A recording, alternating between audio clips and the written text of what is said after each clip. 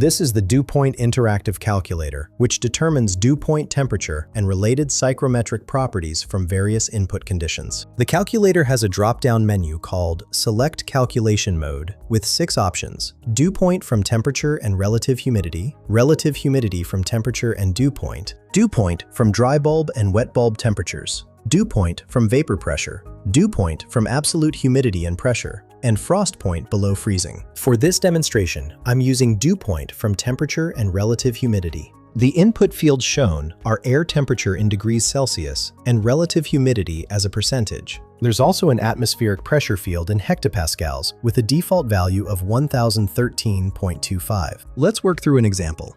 If I enter an air temperature of 25 degrees Celsius and a relative humidity of 60%, then click Calculate, the results section displays several outputs. These include the calculated dew point temperature, vapor pressure, saturated vapor pressure, absolute humidity, and comfort level assessment. Each output helps engineers understand the moisture conditions and potential for condensation in their specific application. This calculator streamlines psychrometric calculations for HVAC design, moisture control, and environmental monitoring applications. Find the link in the description below.